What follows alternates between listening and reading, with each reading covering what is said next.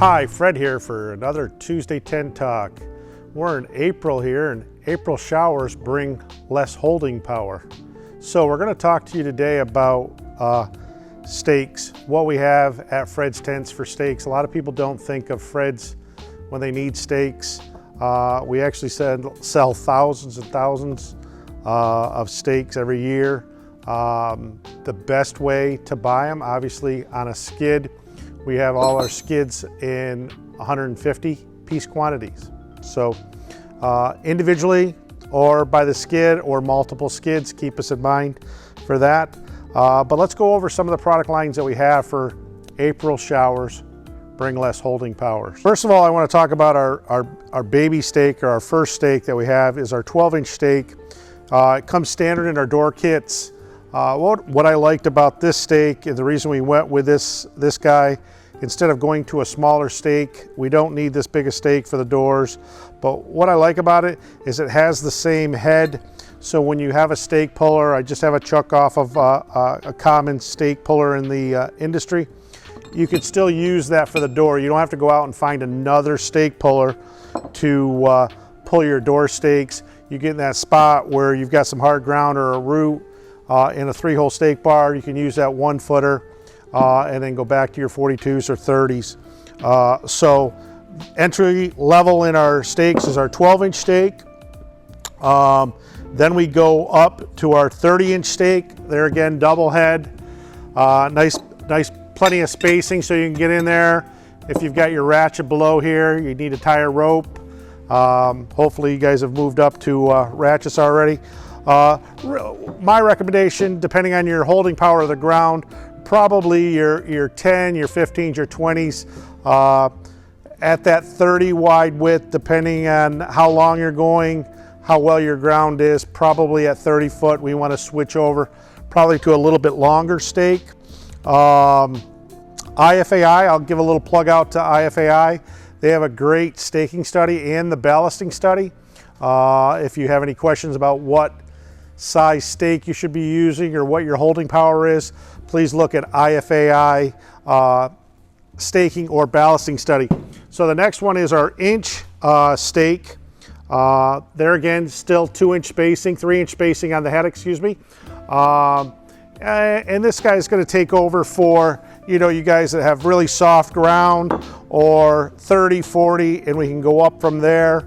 On the frame stuff, when we get into the pole tents, I like to do everything standard with an 1.125" by 42, same thing, just a little bit bigger rod on an 1.125" on this will give you a little bit more holding power and obviously the length of the stake. So for our double heads, for our general stuff, we have the 12-inch, the 30-inch, the 1 by 42, and the 1.125" by 40 stake here.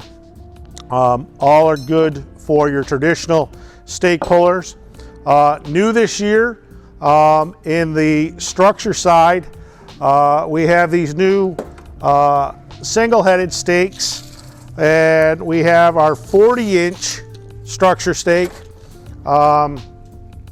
with our single head cap with the little knurl to keep this up. A lot of you out there may or may not know why wouldn't we use a double-headed stake for a structure? When the beam of the structure is laying down before you stand up the structure, if this was our structure, it was laying down, this would be too high. So we'd have to shim up the beams. It's better to lay that beam or arch down flat. That single head will clear and it's out of the way. So that's why we go from the 2-headed stake down to a single-headed stake on the platform, so the beam or the arch doesn't get in the way or do damage on the beam with a double-headed stake.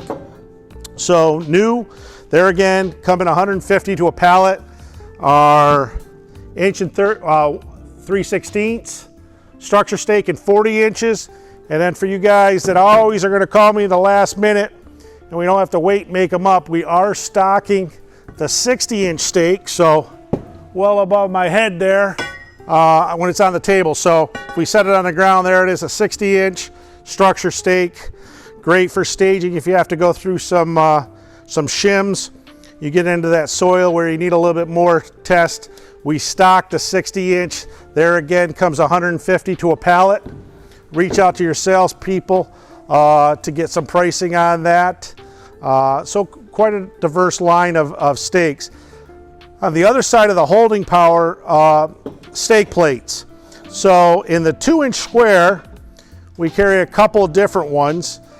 The industry started pretty much with a 24-inch, okay?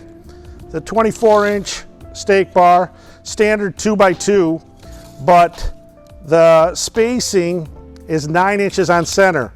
After we did a lot of the evaluations on the tents and with the engineers, they like the stakes to be 12 inches apart.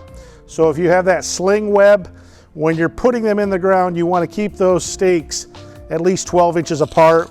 The engineers say you have the best holding power at 12 inches apart. So we make a 24-inch wide long stake bar, and we also make a 30-inch stake bar. The only difference with a 30-inch is that we do have those holes 12 inches on center. So if you have these already in your fleet and you don't want to switch over and you want everything to look the same, we do carry the 24-inch bar, stake bar 2x2, hot dip galvanized, and then we have the 30-inch with 12-inch center, which is what we recommend for staking. Now, the other stake bar that we have is the flat plate. It's a little less profile, a little bit heavier, but it's not as big a trip hazard. It's lower and closer to the ground. We brought this in. Some people wanted to go to that flat plate. It's more or less a personal preference. There again, the holes are 12 inches on center, 30 inches overall for that stake bar.